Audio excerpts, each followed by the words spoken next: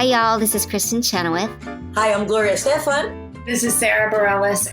Hi, I'm Patty Lapone. This is Lin-Manuel Miranda. You're listening to the Broadway Podcast Network.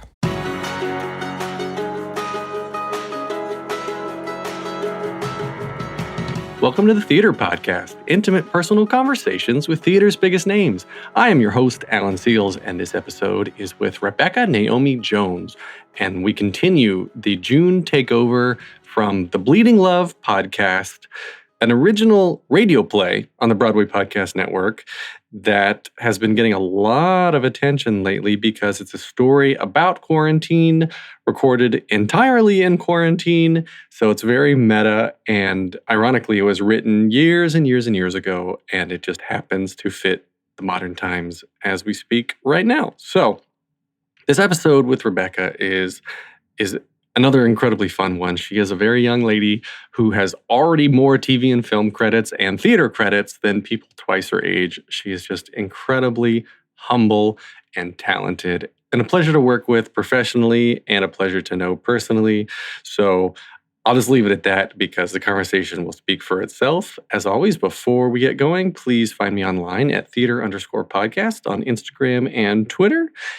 Visit me at thetheaterpodcast.com.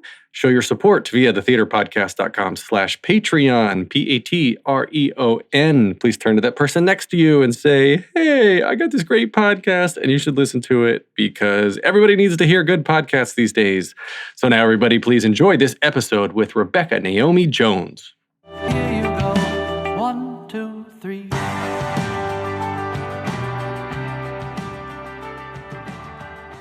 My guest today was born in New York City and performed with the Metropolitan Opera in her youth. She made her Broadway debut in 2008 when Passing Strange transferred from its off-Broadway run, and she also stars in the film version. She created the role of what's-her-name in the Green Day rock opera American Idiot and received a Lucille Lortel nomination for Outstanding Featured Actress for Manhattan Theater Club's Murder Ballad. In the spring of 2014, she was awarded the Lily Award, which honors women in the theater. And in 2015, she replaced Lena Hall as Yitzhak in Hedwig and the Angry Inch. She followed that with Significant Other and returned to Broadway as Laurie Williams in Daniel Fish's production of Oklahoma, a role which she originally played at St. Anne's Warehouse and was nominated for a Drama Desk Award.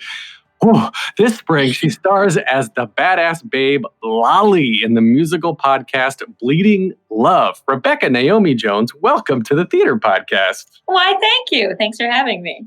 I hope that bio did you justice. I'm sweating just thinking about what I just said. Honestly, it made me nervous too. Well, you've done quite so much, and you're still so young, and like. I wanted to get to this kind of later, but I think it sort of makes sense to bring up now that the Lily Award, which honors women in theater, you got it at such a young age. Did you sort of realize at the time how big of a deal that was? Or now do you realize how big of a deal it still is? Yeah, I mean, I feel like that, I'm not so good at receiving those kinds of really nice recognitions. I think that I always sort of find a way to make it feel like, oh, the fact that I got it means it's not that big a deal. I don't know. I get sort of awkward about them. It's funny because, of course, like they're so wonderful. And when I don't get recognized for certain things, I feel the same way everybody else feels, which is a little bit like, oh, what did I do wrong? What's wrong with me? But then when I do get versions of them, I always feel a little strange. I had my caricature go up in Sardi's this year during Oklahoma, and it just made me so anxious, Really? Yeah, like it's such a wonderful thing, but I felt so anxious about like gathering friends and family and making a thing of it. Like I just felt so, I don't know, that voice that we get in our heads that just tells us like, you're not deserving of this thing. It's really weird that you're here, all that. It's so odd to me. And this is not uncommon. Totally. People in this industry, that's what everybody wants. Like we want the validation, we want the approval. And then when we get it, we're like, but I don't deserve it. Like it's that's this right. this constant sort of internal struggle of I need to be great, and then now I'm given this award and having these things happen to me because I'm great, but I don't feel great. Yeah, it's weird how we play these tricks on ourselves. So, well, how do you kind of deal with that? Is it one of those things where, like, I was actually talking about this the other day in another interview, and I realized that me personally, those demons, I call them my demons in my head, are only quiet when I am on stage, when I'm in character, when I'm performing, and that's part of why I miss it so much. Yeah, that's deep. Yeah, yeah. It depends for me. I feel like sometimes I get them on stage really, really badly, and I have to sort of navigate my way through them and make friends with them. And yeah, I definitely have had anxiety creep up on me really badly starting in 2015 when I was actually doing Hedwig, and like performance anxiety as well. And it's pretty wild. I mean, definitely during Oklahoma, I had to get myself into a regular meditation practice and do some like visualization so I could prepare myself for the fear, Well, this version of Oklahoma was so different. It's much darker. It's modernized and much sort of overall darker version of the performance. And I mean, was that part of, you think, what got you to where it was, or was it something leading up, coming out of Hedwig? Yeah, I think it's both. I think with Hedwig, I was just going through a weird time personally. I think I was going through some stuff, and I felt a little lost, and then I don't know. I think it was like something physical that actually triggered it the first time. I remember the first day I got a real big old panic attack when I was doing Hedwig. And what had happened that day was that I went out for a run, and it was really hot out. And I had forgotten, like, I can be really weirdly sensitive to heat. And I remember like coming home and feeling so flushed, and that triggered this panic attack, I'm pretty sure. And then it was like, once my body knew that feeling, it would come back first for like up the next month. I would get really bad, many hours long panic attacks that would last sort of like throughout the afternoon and then throughout the performance at night. And then, oh wow, yeah. So, but then it all sort of like went away within a month. And then I've had like little sort of hints of it since then, but never anything as bad. But yeah, during Oklahoma, I was just getting like performance anxiety.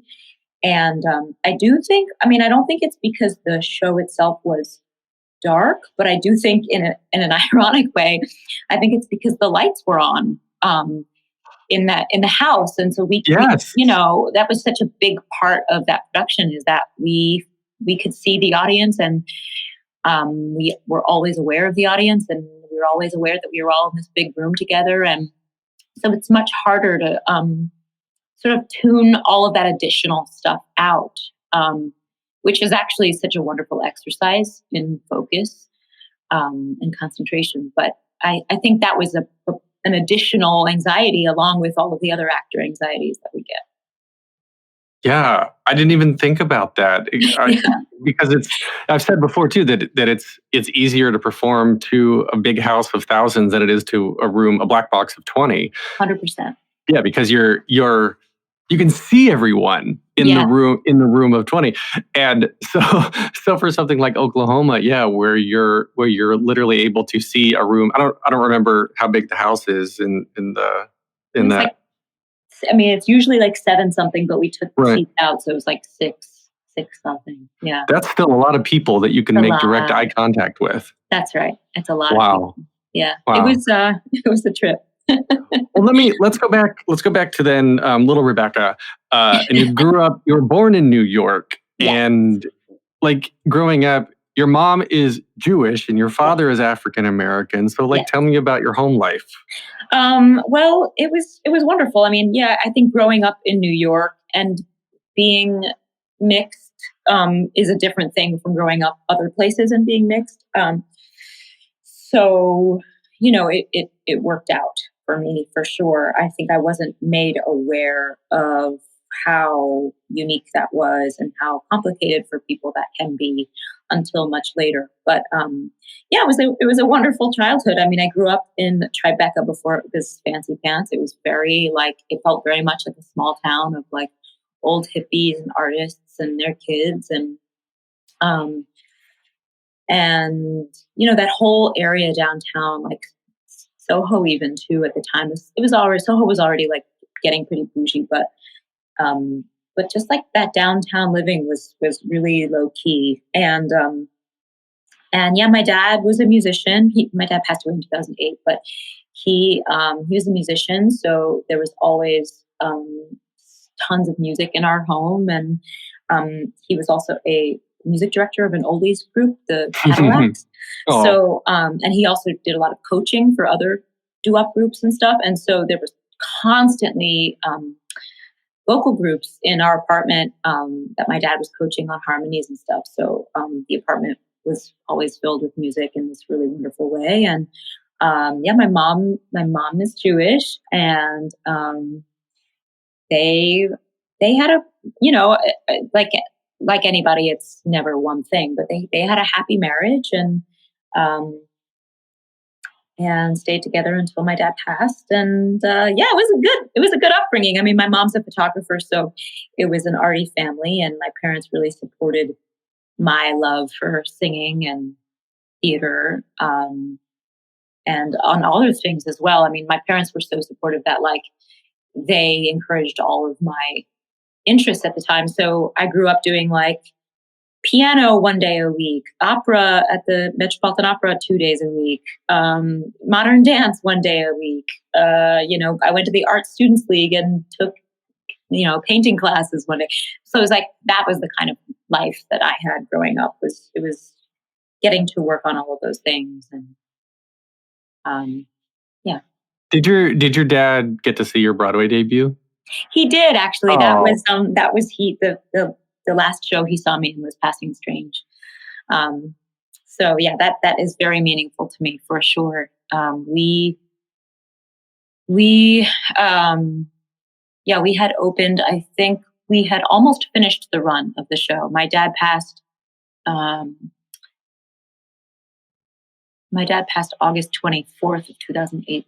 So actually, I think we closed right before he passed. Good. I'm sure that made him very proud. Yeah, it did. He was a very proud papa. Well, then, okay, so that was the whole performing, and then you got into singing, and we're performing with the Metropolitan Opera, and when you were young, like where did that connection come from? It came from, I think it was a girl that I was friends with from my modern dance class. I'm pretty sure it was that. My mom could confirm this for me, but I'm pretty sure I went to this really fun modern dance class with it was a handful of other people, and somebody else in the class was in the children's chorus at the Met and was like, "Oh, Rebecca's a singer. She really loves singing. She should go and audition." And my parents looked into it for me, and it was a really sweet audition process. You had to go into the Met and sing for Elena Doria, the children's choir director of many years. You had to go sing. It was either Happy Birthday or Twinkle Twinkle. I can't remember. Obviously, they have the same melody. Oh no, they don't. Wait, no, I was going in my head. I was like, wait, there is one that has the same melody. Twinkle Twinkle to you. No, that's not right. No, there is one that has the same melody as one of those that I always. Well, who knows? Who knows what's happening with my brain anymore? Anyway, it was one of those two songs that you had to sing, which obviously is very simple and straightforward. And if you could, sing in key, if you could stay on pitch, pretty much you were in.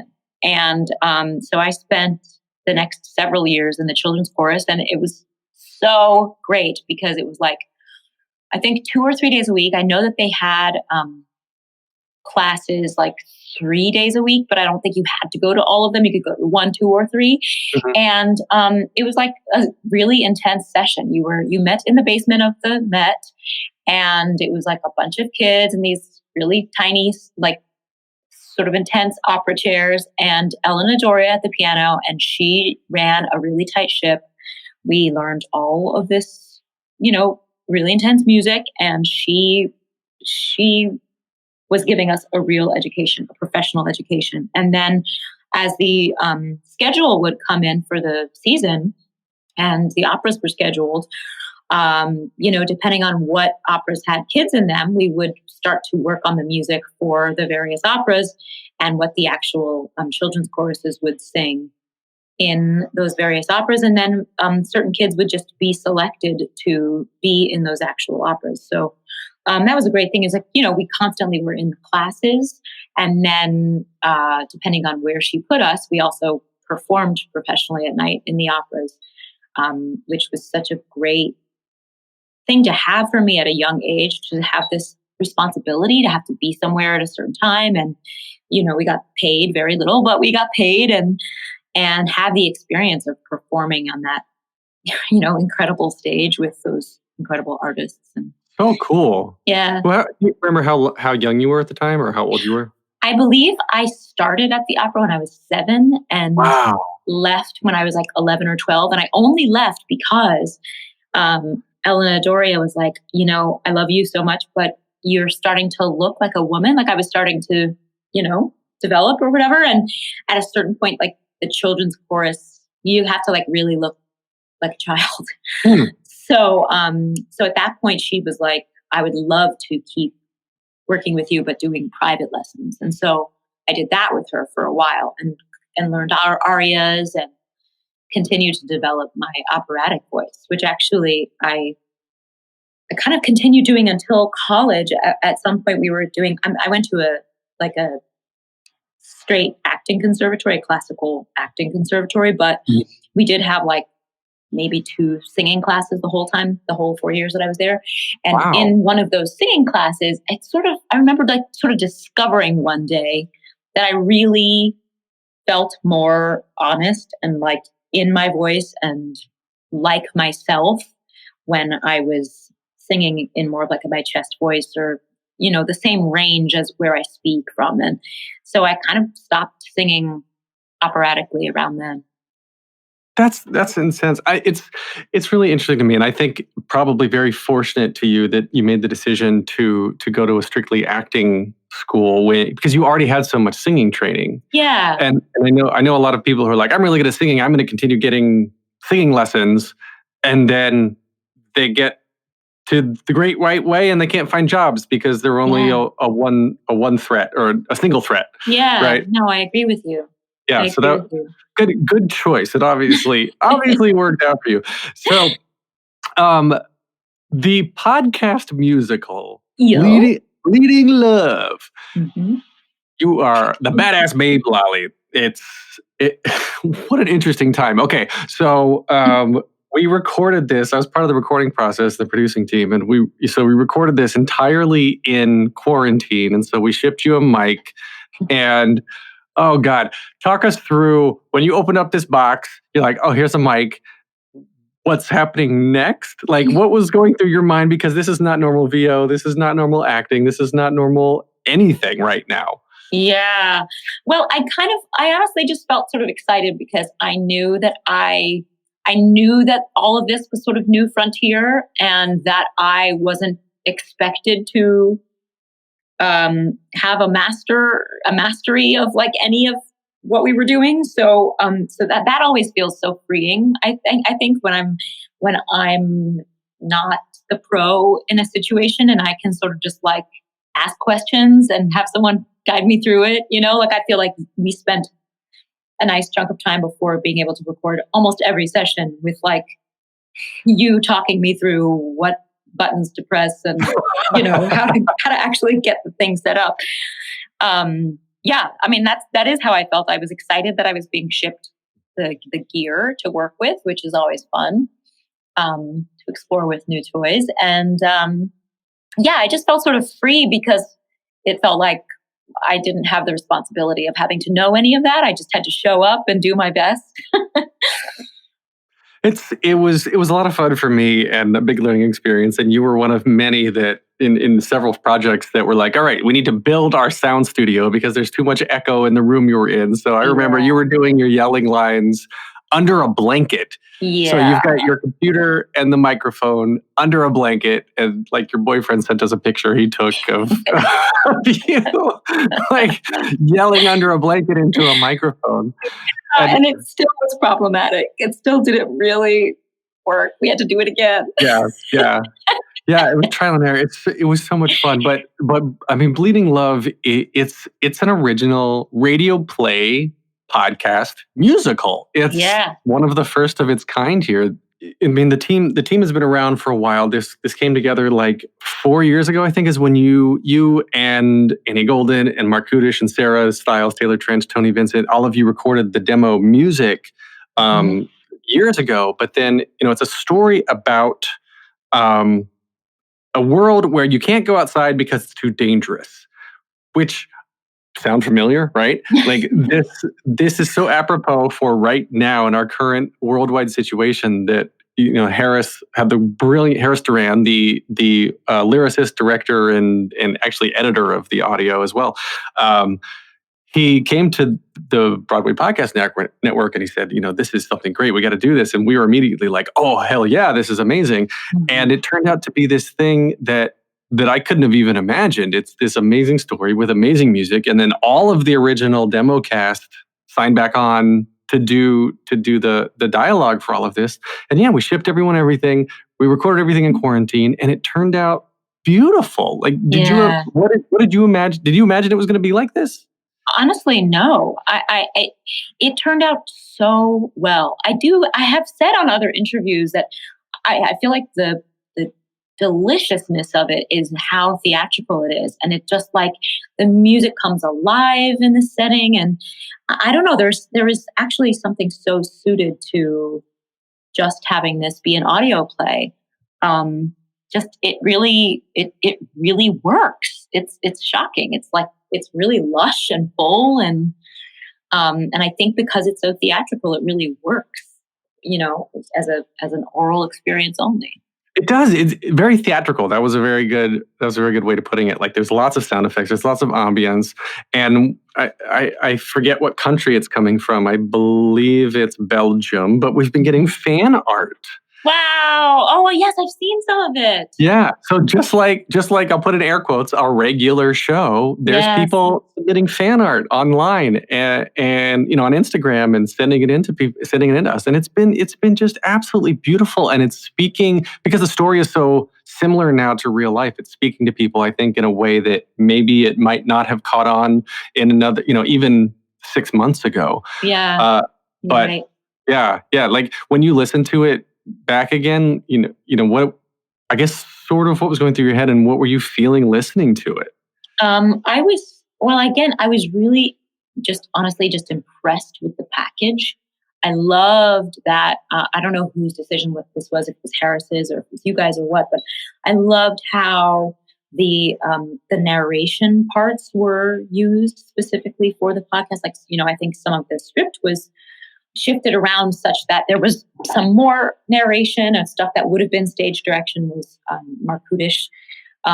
Brilliant voice, that guy. So brilliant. I mean, first of all, his voice is just so good. It's so funny. It's so captivating. It's sort of like mischievous and a little bit dark and a little bit scary. But it really, I think those stage directions really, or those voiceover narrations, they really, I think, help so much to set the scene and set the mood. And so I think that really adds to the experience, because when you're listening to it, it's like, okay, I know where I am. I know how I'm supposed to feel. I know exactly what mood I'm supposed to get ready for here. And yeah, it's just, I think it manages to be sort of cheeky and sort of, I don't know, and sort of surprise you in different ways that you don't expect. It is surprising, and you get to reunite with Tony Vincent. Yeah. Virtually, because the two of you were in American Idiot together. Yes, we were. Yeah, and that was such a special time too. So it's very, very special whenever I get to to reunite with anybody from that time. We were, this was actually 10 years from when we did American Idiot on Broadway. And so we did a little like reunion Zoom song thing, but it was really nice to spend a little extra time with Tony Vincent, with his voice anyway. Yeah. The recording process was fun because we did a lot of it, with scene partners, and would record with you playing off of each other. And we had video components going so you could see each other face to face, because it's so much easier to play off of somebody when you can see how they're listening to you. Much easier. Yes. But then we went back and did a couple, we did some one-off lines. Like a lot of it was just, in the wild, just give us 3 takes of this line and we're going to use the best one, and throw it all together again. Harris, the way he edited it together, just the editing is brilliant. So I applaud you for the performance. I applaud the rest of the cast. The music is brilliant. Anyway, shameless plug, bpn.fm/bleedinglove. Yeah. Switching over to TV and film, of course, you had Passing Strange. That was was that your first TV film debut? No, I don't think so. I feel like, well, maybe I'm wrong. I feel like the first thing I did was during Passing Strange. So yes, that's right. The first thing I did was, I think when we were still doing Passing Strange, I'm pretty sure is when I did my first ever TV thing, which was an episode of Fringe. Yeah, that show Fringe. I love that show. I still do. I used to watch it. Wow. Well, I think I was on the 3rd season, and I was I was a guest star, and I had the beginning of the episode was me pushing my baby in a stroller through Grand Central Station, and then I got pushed into the subway tracks. What about the baby? It was so crazy. The baby was okay. It was like I was singing a lullaby in the opening, and then like I was looking for the train. When you like sort of lean into the track to see if the train's coming, and I guess when I was leaning, met my death. Oh, yeah. I think that was my first ever TV thing. I also at some point in that same era, I was on an episode of the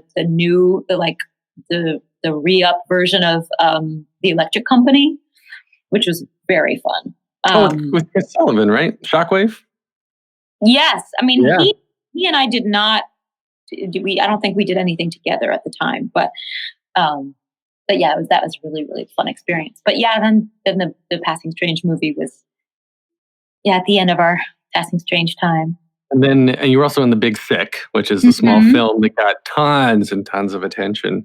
Yeah. Was that sort of, what was that new experience for you? The experience of like getting a lot of attention, because coming out of Broadway, you've got the stage door and like right there on that block, you're like kind of mobbed. But then the great thing about Broadway in New York is you're around the corner and you just blend in the rest of the crowd. So you can still be, still go to Starbucks and get a coffee. But like when you start to get recognized from TV and film, your life changes.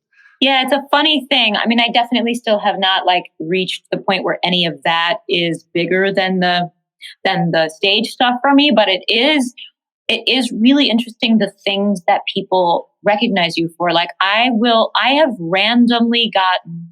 had so many random people on the street say to me like, "Oh, hey, I loved you in High Maintenance." Like randomly High Maintenance, this character that I played in High Maintenance. I've only been in 2 episodes of it, but like that's gotten a lot of attention.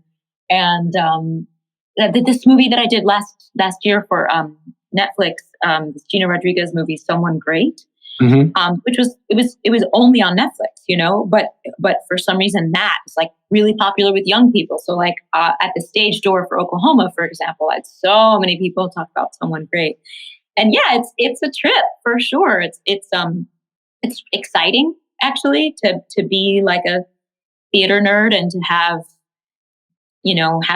people all over the place see your work on the screen. It's thrilling, especially because for somebody who's been doing theater for so long, for me, working in TV and film in the last 5 or 6 years or so, doing more and more TV and film has become so exciting for me. Not only because it's exciting to just like get to get to do new things and do more things.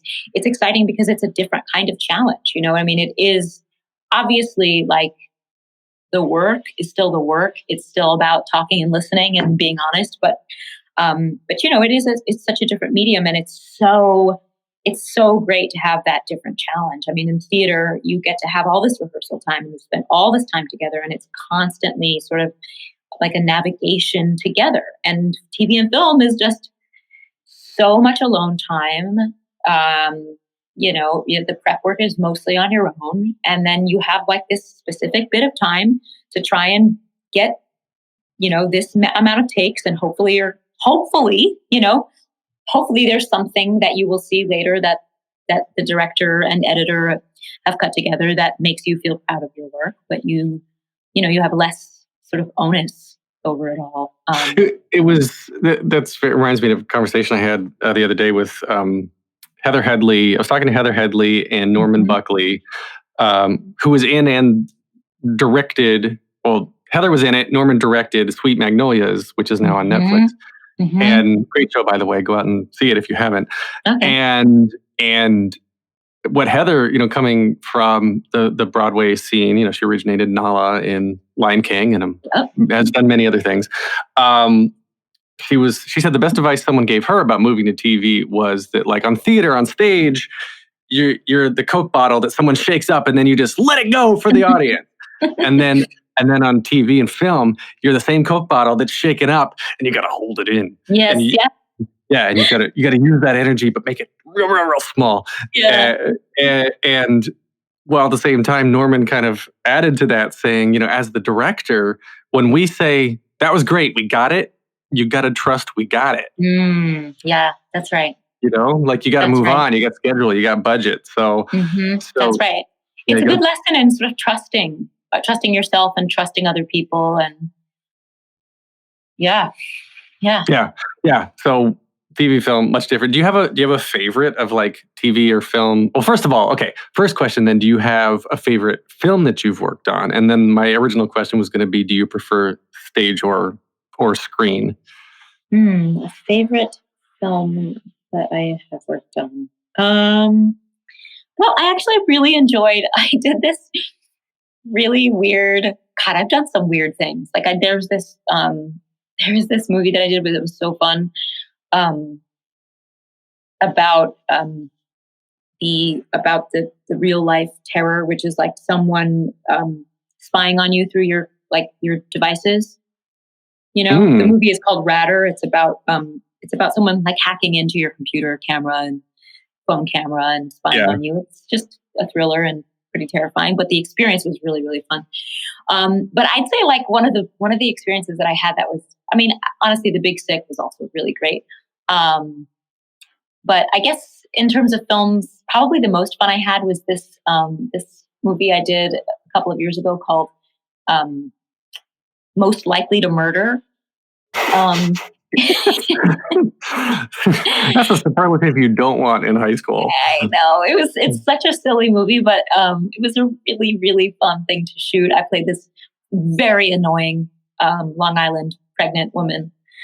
And it was a blast. It was a lot of comedians on the set, and that was a good fun time. But actually the most fun I've had with on-camera work in general is I was a heavily recurring character on the second season of Sex and Drugs and Rock and Roll, that Dennis Leary show. Oh yeah. That used to be on FX. And I mean, it is talk about silliness. I mean, such a silly show, but boy, it was a fun time. Everybody was so nice, top down. And it just was like, I got to play like a rock singing Williamsburg. I mean, it was just like pure fun. That was a really good time. Sorry. So before I go to the next question then, yeah. So do you prefer stage or screen? Well, I mean, stage is obviously my home base. I have done so much theater, off Broadway, on Broadway. And it's definitely where I feel most at home. I love rehearsal more than anything. I have said a lot of times that I feel like if I could just sort of rehearse forever and perform like really occasionally, I'd probably be happier and better off and kinder to myself. But I really love rehearsal, and I really love being with the same group of people for like a large chunk of time, working on a thing and figuring it out and playing dress up and getting to know each other. And that to me is what makes theater the best. And of course, now that we're in quarantine, I'm also missing the aspect of not really performing, but being in a room with strangers, different strangers every day, and having an experience that we all share. That's really, really special. So I would say for the most part, I prefer theater, but I have to admit, like in the last few years, I have just been more excited to get more into film and TV. I think part of it is because I have done less of it. I've done like a solid couple of handfuls of on-camera, jobs, but it's still exciting and thrilling and new to me. I mean, both media, both of them still provide me with a good challenge, but yeah, film and TV is exciting to me right now, really exciting to me. And there's so much good content happening. Oh, yeah. Yeah. And well, there's so much great content coming out now that obviously in TV and film, it takes like months or years to create. So yes, everything that was being worked on pre-quarantine is coming out now. So I wonder if there's going to be this kind of bubble of content that we're going to see maybe 6 months to a year from now or more that was all created and or written, at least in quarantine, that has a lot of these motifs in it. If I think that I actually got into this with, I think it was Mark Kudish. I talked to him that we were like, things are going to start to be produced and written and everything completely in quarantine. And they're going to have complete productions where your entire production is people like with stuff on the back wall and you're going to be dressed up. You're going to be, you are a dragon. So we're going to mail you a couple of things and you're going to dress up and pretend there's fire on my wall. Right. Yes, I wonder how much of this is going to start coming out pretty soon. So I think, I think we're going to start seeing more of it, on a professional level, but. I think you're right. I think like the first couple of weeks into the first couple of months of this quarantine, it's been a little bit like, well, we're going to just do this thing for now to sort of keep our engines going and stuff. But I think you're absolutely right. It feels like the whole event of the quarantine is going to go on longer than we all might want to admit. Oh, yeah.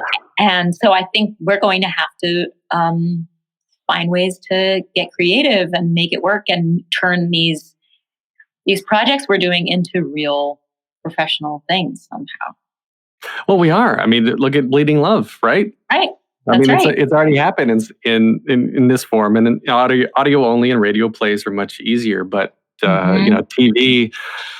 Gosh, there was something the other day that I saw that is a big press release because there was a studio that just opened in Midtown Manhattan that's like 34,000 square feet or something. So you can bring an entire crew in and do production while everybody's still maintaining 6 feet social distancing. Whoa! I was like, this is insane. I mean, I see where it's going, but like, wow! If we're going to be able to start filming everything where all the actors are with CGI are placed closer together because you have to film 6 feet apart or whatever. I mean, it's going to be kind of crazy. It's going to be so crazy. You said something. You said something a second ago that I wanted to go back to. That you said if you could only rehearse all the time and not perform, you wouldn't be. I forget what you said. You either said you wouldn't be so hard on yourself, or you would be easier on yourself. What did you mean by that? Nice hurting yourself. That's what you said. Yeah.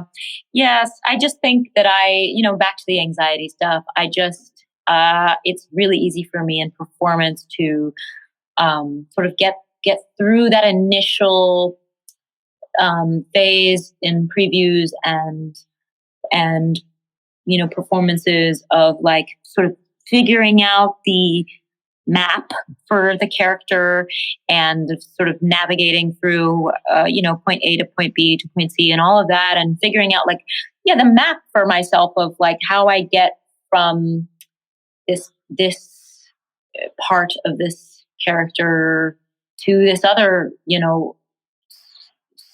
just like the further in terms of the personal journey of a character. And, while of course maintaining like the fact that it's not all about me and what the, how that character's journey fits into the thing as a whole and all of that.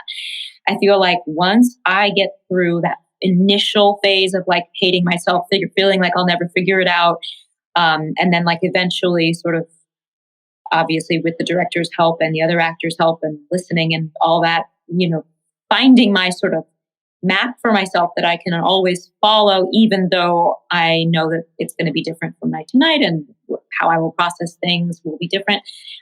Like once I get through that like journey, which is always epic anyway, then I feel like I need something else to sort of freak out about. So then I'll just start picking at myself, and it doesn't always happen. Yeah. And it's sometimes I can leave myself alone and all of that. But the more I'm in a long running show, I think the easier it is for me to eventually just sort of like start,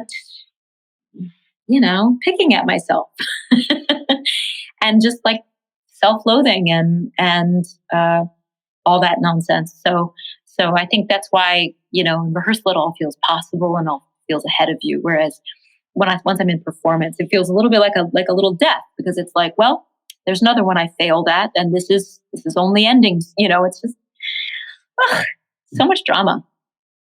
But it's normal. It is.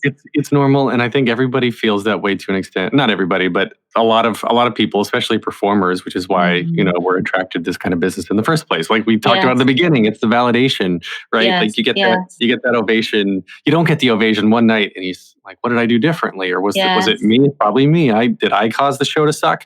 Right. Right.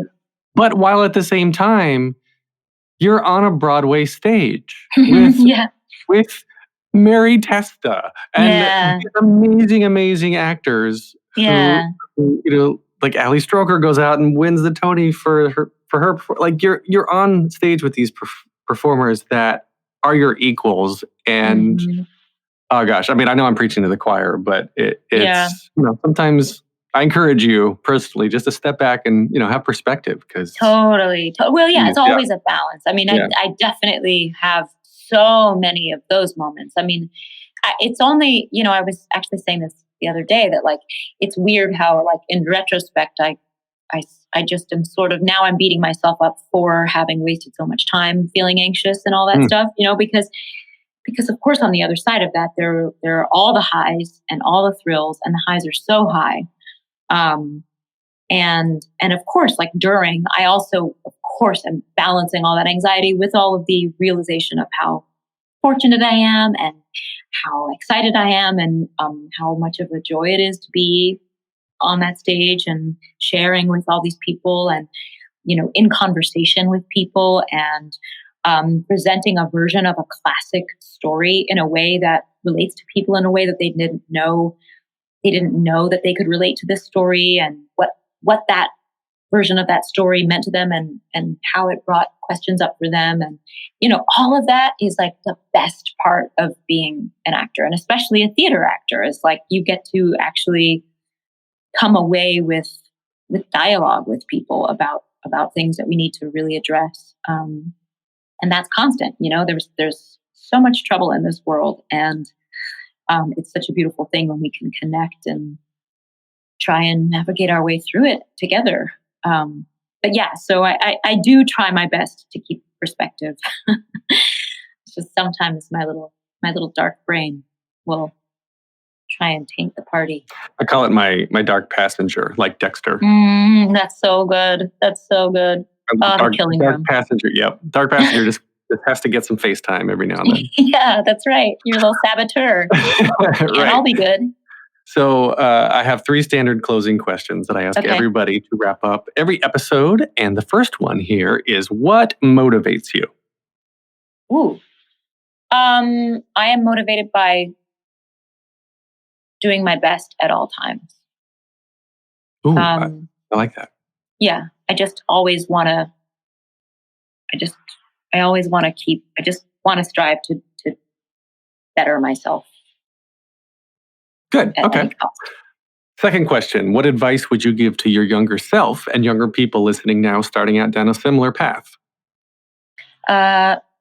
Give yourself grace. give yourself patience, be a full human. It's okay if you're not only defined by your work and your success, or what you deem successful or what you think is successful. Being a good person, listening to other people, being curious. Those are all the best things you can do for yourself as a human and for yourself as a performer. Wonderful. Oh, I like that a lot too. Okay, last question, hardest one. If you could only see one show for the rest of your life, but you can see it as many times as you want, what would you see? Ooh, that is so tough. Wow. Wow. Ooh. Oh God.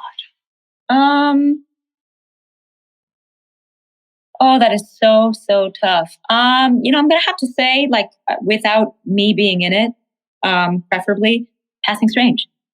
Ooh, okay. I'll take it. All right. And so where can we find you on social media? I am on Instagram as one Rebecca Jones. That's ONEREBECCAJONES. Technically, I'm on Twitter, but I'm never on there. My name is Rebecca's her name. It's spelled like REBECCASERNAME. Surname. Well, because if you have the H in there, it's like Rebecca's surname. So there's no H. Right. And then I'm also technically on Facebook, but I'm also never on there. I think I'm just on there as Rebecca Naomi Jones.